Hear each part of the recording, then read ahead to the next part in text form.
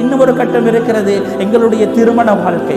மனமுடித்து என்னை நம்பி வந்த ஒரு பெண் தன்னுடைய குடும்பத்தை விட்டு, தன்னை கஷ்டப்பட்டு வளர்த்து ஆளாக்கிய தன்னுடைய பெற்றோர்களை விட்டு, தன்னுடைய கணவன் தான் முக்கியம், தன்னுடைய கணவனுக்கான இடத்தை மதித்து அவனோடு சேர்ந்து வாழக்கூடிய அந்த மனைவிமார்கள், அவர்களுக்கான இடத்தையும் ஸல்லல்லாஹு அலைஹி வஸல்லம் அவர்கள் விட்டு வைக்கவில்லை. அவர்களோடு நடந்து கொள்ள வேண்டிய விதங்கள், அவர்களோடு எப்படி ஒரு மனிதனுடைய ஒரு கணவனுடைய செயற்பாடுகள் அமைந்து கொள்ள வேண்டும் என்பதை கூட அடையாளப்படுத்தி காட்டினார்கள்.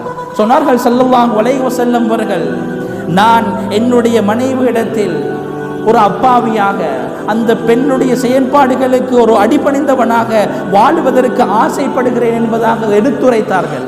கண்ணியமானவர்களே, என்னை நம்பி வந்த ஒரு பெண், எங்களை நம்பி வந்த ஒரு பெண், அவளுடைய செயற்பாடு, அவளுடைய பொருத்தத்துக்காக வேண்டி நாங்கள் செய்வதில் என்ன தவறு இருக்கிறது? ஹஸரத் ஸல்லல்லாஹு அலைஹி வஸல்லம் அவர்கள் தன்னுடைய மனைவிமாரோடு எப்படி வாழ்ந்து காட்டினார்கள். ஹஸரத் ஹதீஜா ரலியல்லாஹு அன்ஹா அவர்கள் நீண்ட காலங்கள் மனைவியாக இருந்த ஒரு பெண்மணி, அவர்கள் மரணித்ததன் பின்னாலும் ஹஸரத் ஸல்லல்லாஹு அலைஹி வஸல்லம் அவர்கள் அவர்களுடைய நினைப்பை விடவில்லை.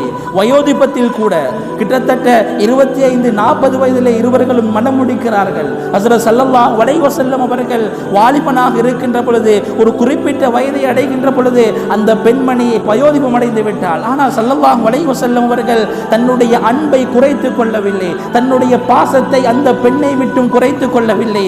மரணித்ததன் பின்னால் கூட அந்த பெண்ணை நினைத்து உருகி இருக்கிறார்கள். இதுவல்லவா எடுத்துக்காட்டு? இன்று நாங்கள் எங்களுடைய வாழ்க்கை அப்படி அமைந்திருக்கிறதா? வயது போக போக என்னுடைய மனைவியுடனான அன்பு அதிகரித்துக் கொண்டே செல்ல வேண்டும். அவள் வெறுமனே ஒரு வாலிபமாக, ஒரு இளமை பருவத்தில் இருக்கின்ற பொழுது அவளோடு அன்பை அதிகமாக செலுத்திவிட்டு அது வயோதிபத்தை அடைய அடைய அந்த அன்பு குறையும் என்றிருந்தால், நபி அவர்கள் காட்டிய அந்த முன்னுதாரணத்திற்கும் என்னுடைய தலைவருடைய அந்த வாழ்க்கைக்கும் என்னுடைய வாழ்க்கைக்கும் என்ன சம்பந்தம் இருக்கிறது? கண்ணியமானவர்களே, ஒவ்வொருவர்களும் சிந்திக்க கடமைப்பட்டிருக்கிறோம். வெறுமனே குழந்தைகளை பெற்றுத்தரும் கருவிகளாக பெண்களை பார்த்து ஒரு சமூகத்தில் குழந்தை பெண்களுக்கான மதிப்பை எடுத்துரைத்தவர்கள் ஸல்லல்லாஹு அலைஹி வஸல்லம். நாங்களும் அதே செயலை இன்றும் செய்து கொண்டிருந்தால், அந்த பெண்களுக்கான மதிப்பை வழங்காமல், ஒரு தாய்மைக்கான மதிப்பை கொடுக்காமல், அந்த பெண்களை கணக்கெடுக்காமல் வாழ்ந்து கொண்டிருந்தால், நாங்கள் எவ்வளவு ஒரு அருவருக்கத்தக்கவர்கள், எவ்வளவு ஒரு இழிநிலைக்கு ஆளானவர்கள். கண்ணியமானவர்களை சிந்திக்க கடமைப்பட்டிருக்கிறோம்.